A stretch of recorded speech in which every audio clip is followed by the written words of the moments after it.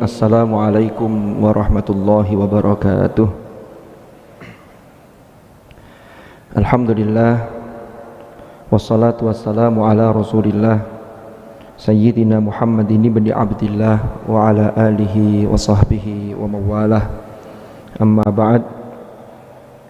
Hadratal muhtaramin, para alim, para ulama, para masyayikh, para asatid, hadirin dan hadirat jamaah Masjid Sabilillah rahimakumullah.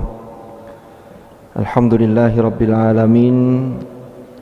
Pada sore hari ini kita masih diberi kesempatan oleh Allah untuk melaksanakan aktivitas kita, yaitu kajian kitab Al-Hikam Al-Haddadiyah selama bulan suci Ramadan ini. Mudah-mudahan apa yang kita laksanakan ini senantiasa mendapatkan ridha Allah Subhanahu wa taala. Kita dianugerahi ilman nafi'an mubarakan fid dunya wal akhirah, dan ini menjadi wasilah turunnya rahmat Allah kepada kita dan keluarga kita, sehingga senantiasa dilimpahi keberkahan oleh Allah Subhanahu wa taala. Ala hadhihi niyyah wa ala kulli niyatin salihah wa ala ma nawainahu wa ala ma nawahu as-salafus salih. Thumma ila hadratin nabiyil mustafa Muhammadin sallallahu alaihi wasallam wa ila silsilati masyayikhina fi ta'limina wa ta'allumina, wa nakhussu khususan ila Imam Abdullah Alwi Al-Haddad wa nafa'ana bihim wa bi ulumihim fid dharain amin. Al-Fatihah.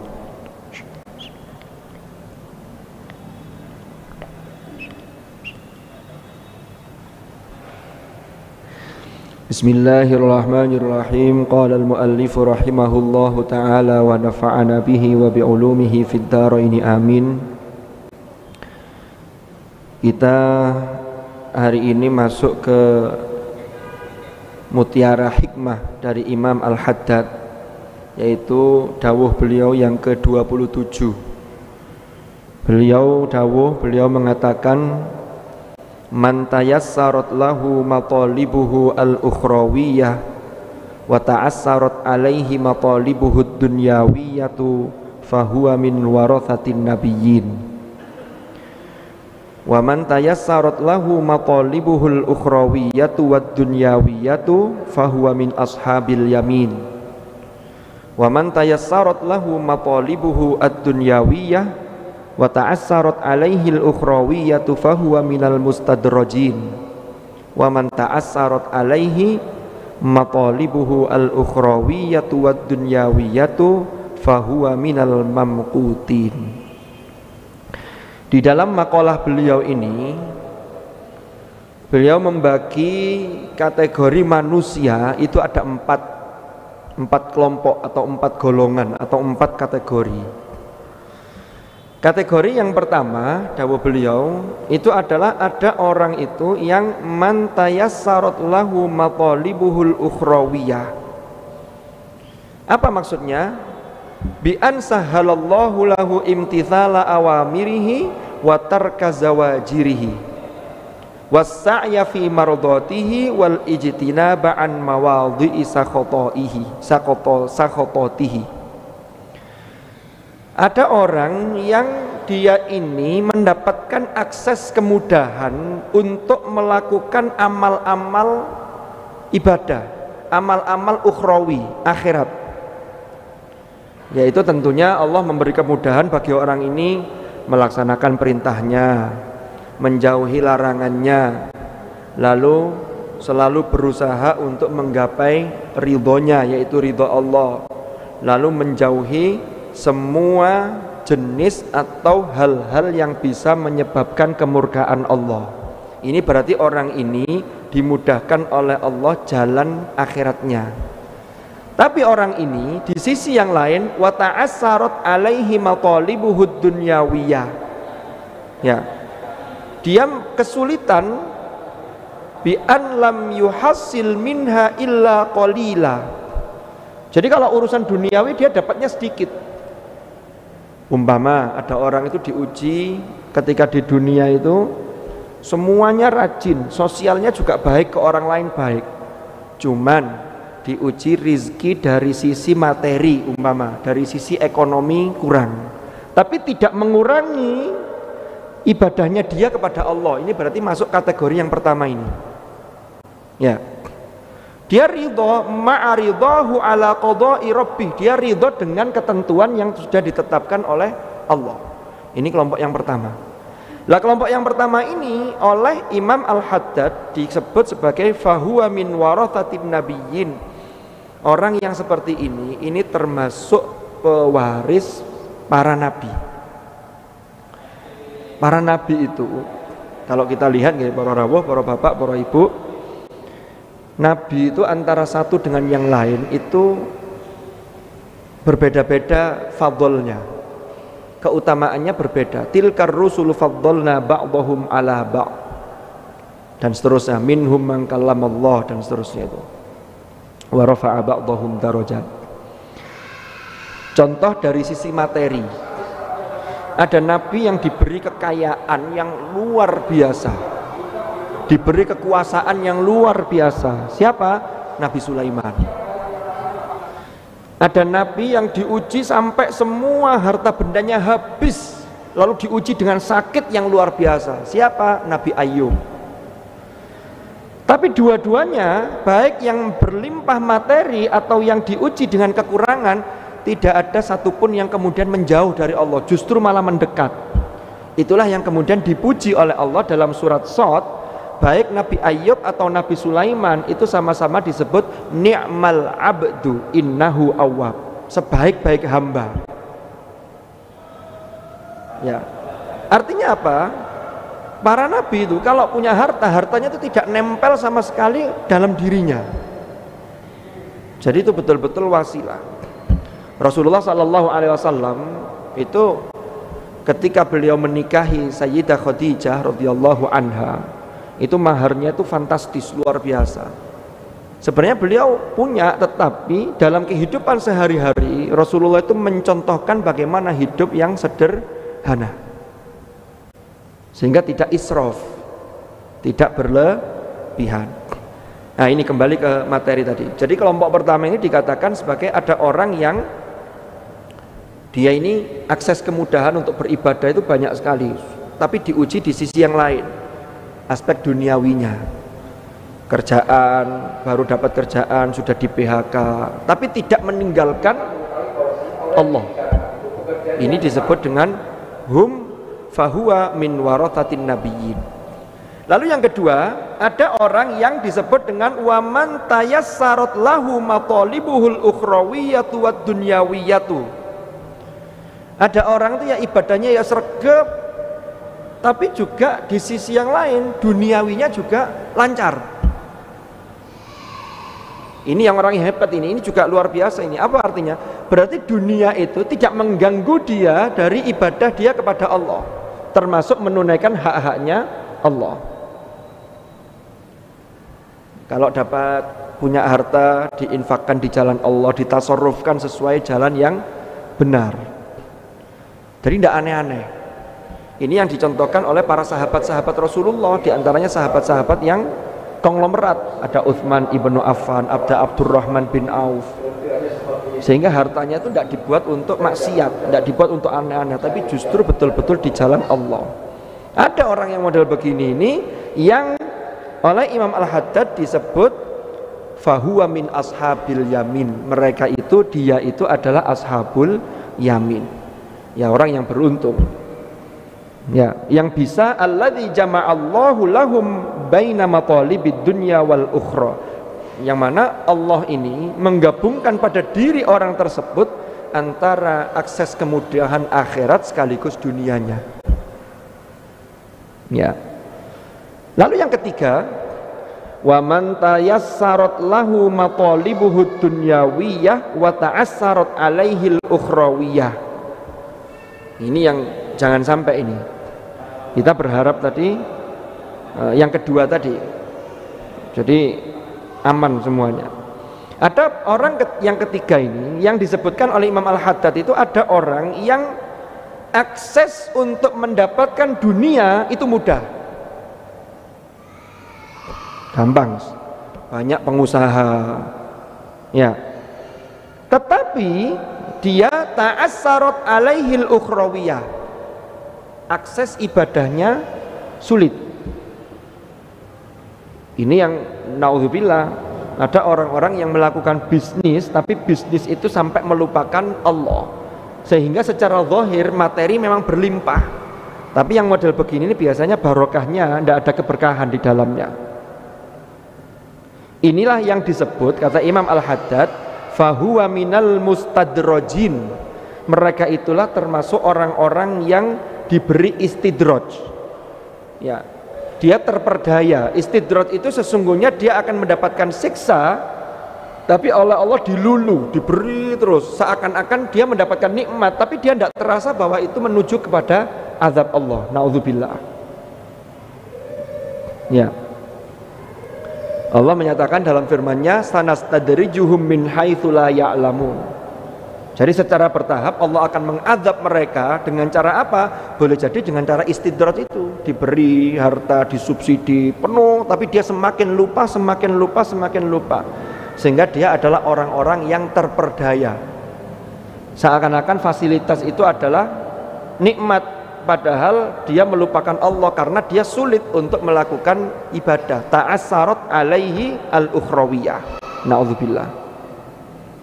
Maka di sini penjelasannya, alladzina yuqarribuhumullah ila niqamihi bi ni'amihi wa ya'khudhuhum min haitsu la yadrun.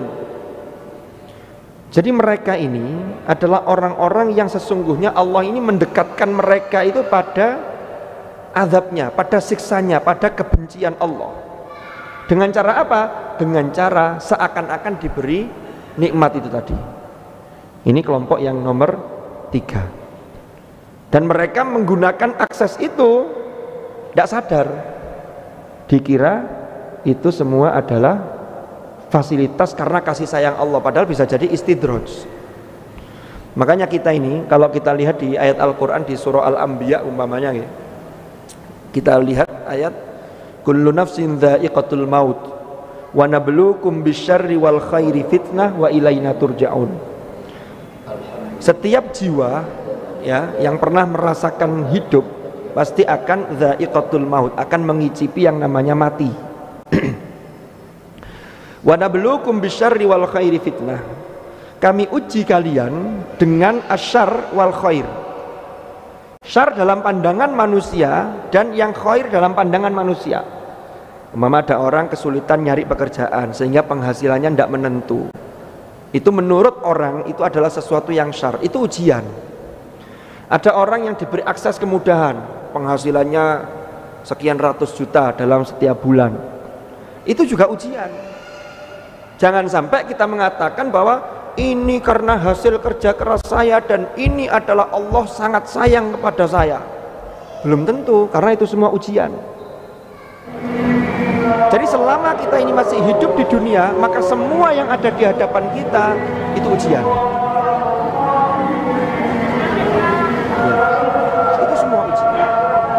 Karena hasil itu nanti, rapot itu baru kita terima ketika sudah di akhirat. Nilai ujian itu nanti. Jadi sekarang ini masih ujian. Nah, tinggal ujiannya beda-beda. Si A dapat ujian ini, yang B dapat ujian ini, yang C dapat ujian ini. Tapi kita kalau berangkat dari nasihatnya Imam Al-Haddad ini, maka kita harus berusaha untuk menggapai paling tidak yang nomor 2. Walaupun kadang-kadang ada orang sudah berusaha tapi tetap berada di nomor 1. Tadi itu tayassarat lahu matalibuhul ukhrawiyah, tapi ta'assarat alaihi matalibuhud dunyawiyah. Nah, yang jangan sampai itu di nomor yang ke-3 atau ke-4. Ke-4 tambah apes ini. Apa yang ke-4? Yang ke-4 begini, wa man ta'assarat alaihi matalibuhul ukhrawiyatu wad dunyawiyah. Jadi ada orang itu yang urusan akhirat, urusan dunia, dua-duanya sulit. Ibadahnya ya ala kadarnya, penghasilannya tidak seberapa, diwangi nyambut gawe esok sampai sore, sampai berani meninggalkan puasa, berani meninggalkan sholat, hasilnya gak sepiro. Ini rugi. Wes akhiratnya dunyane rugi, akhiratnya juga rugi. Ini jangan sampai. Ini kategori orang yang keempat. Na'udzubillah. Nah, orang yang keempat ini oleh Imam Al-Haddad disebut fahuwa minal mamqutin. Kalau ada orang yang keempat ini, maka dia ini termasuk orang-orang yang dilaknat, dibenci oleh Allah, mendapatkan apa istilahnya, ghadabnya Allah, kemarahan Allah, ya, al-maghdubin alladzina jama'allahu lahum adzabad dunya wal akhirah, naudzubillah. Yang mana Allah itu mengumpulkan bagi mereka orang kelompok keempat itu seakan-akan mereka ini mendapatkan azab dunia sekaligus azab akhirat. Jadi nyambut gawe yaunoya ini hasilnya ya gak sepiro, lalu kemudian akhiratnya ya gak kecekel belas, naudzubillah. Kalau yang nomor satu tadi masih lumayan. Kenapa? Karena urusan akhirat itu jauh lebih penting. Walal akhiratu khairul laka minal ula. Makanya dunia ini para rawuh, para hadirin dan hadirat, dunia itu kan disebut dunia itu bentuk superlatif. Superlatif itu tafdil. Adna itu bentuk mudzakarnya, dunya itu bentuk muannasnya. Ahsan bentuk mudzakarnya, husna bentuk muannas. Asmaullah al-husna, nama-nama Allah yang terbaik. Kalau disebut dunia, maka berarti al-hayatud dunya, kehidupan yang paling rendah. Cuman banyak orang tertipu. Kenapa kok disebut paling rendah? Karena bandingannya akhirat. Akhirat itu kekal, dunia itu sementara. Makanya nek wonten tiyang dianugerahi yang kedua tadi, dunianya bagus, akhiratnya bagus, sosialnya bagus, semuanya bagus, itu layak dan harus disyukuri. Kalau yang pertama tetap disyukuri, gak oleh dunyane oleh akhirati, tapi ya tetap wajib ikhtiar. Cuman manusia itu ikhtiarnya kan ada keterbatasan. Jadi Allah itu menentukan makom bagi masing-masing makhluk itu berbeda. Kalau dalam bahasanya Ibnu Athaillah, di dalam Al-Hikamnya Ibnu Athaillah As-Sakandari atau Al-Iskandari itu, niku ada orang yang namanya makom asbab, ada makom tajrid. Kalau ada orang di makom tajrid, maka biasanya orang ini tidak cocok nyambut gawe, tapi justru Allah melimpahkan rizki itu dari segala arah. Contoh, ada orang yang sangat asik dengan ilmu sampai betul-betul semua termasuk umat ini membutuhkan. Kalau diaturi ngaji, diaturi menyampaikan ilmunya, itu tidak mikir duit, tapi sembarang teko dewi. Tapi kita memposisikan itu tidak bisa memilih. Itu semua Allah. Ada orang yang makomnya asbab. Kalau makomnya asbab berarti ya nyambut gawe kudu dilakoni. Gak iso, mboten saged tengok-tengok tok wis wayahe oleh rezeki kok teko dhewe, mboten saged. Harus difahami makomnya masih makom asbab. Ada yang memadukan dua hal ini, ya ono asbabe, ya ada tajridnya. Jadi itulah. Sama kayak ilmu itu yang normal, yang biasa itu namanya ilmu kasbi. Tapi kalau dia serius, kadang Allah itu menurunkan itu yang namanya laduni. Tapi ada orang yang tidak melalui kasbi, langsung diberi ilmu dari sisi Allah namanya laduni. Itulah yang tersirat di dalam surah Al-Alaq. Alladzi 'allama bil qalam, itu yang kasbi. 'Allamal insana ma lam ya'lam, itu yang ilmu yang laduni. Jadi inilah. Jadi di dalam kehidupan ini kita sebagai hamba, sebagai manusia, maka kewajiban kita tidak lain adalah ta'abbud, tidak lain adalah kita sebagai abad, sebagaimana firman-Nya wa ma khalaqtul jinna wal insa illa liya'budun. Masalah peran apa itu antara satu yang lain, peran sebagai khalifah itu boleh jadi berbeda, tapi kalau sebagai hamba semuanya sama. Sehingga kalau kita menyadari dua peran antara khalifah dan hamba ini, disinilah kalau niat kita benar, maka pekerjaan yang kita lakukan walaupun zahirnya untuk duniawi, Tapi kalau niatnya benar, perilakunya benar, tidak melanggar aturan Allah, maka itu bisa bernilai ibadah di sisi Allah Subhanahu wa ta'ala. Ini yang kita harapkan. Karena ibadah itu luas. Ada ibadah mahdhah yang memang tidak bisa diotak-atik tata caranya. Tapi ibadah yang ghairu mahdhah itu luas sekali jangkauannya, tinggal bagaimana kita menata niat. Urusan dunia bisa jadi bernilai ibadah kalau benar niatnya. Kita beli rumah, beli mobil, ditakdirkan bisa beli mobil, ya Allah, mobil niki kula damel ibadah, termasuk bekerja. Kalau bekerja itu dengan cara yang halal, yang benar, untuk kemudian menghasilkan sesuatu yang hasil itu akan saya makan untuk kekuatan saya untuk beribadah kepada panjenengan, untuk menafkahi orang-orang yang menjadi tanggungan saya, itu sesuai dengan perintahmu ya Allah, itu ibadah. Wallahu a'lam bishawab. Mudah-mudahan manfaat. Al-Fatihah.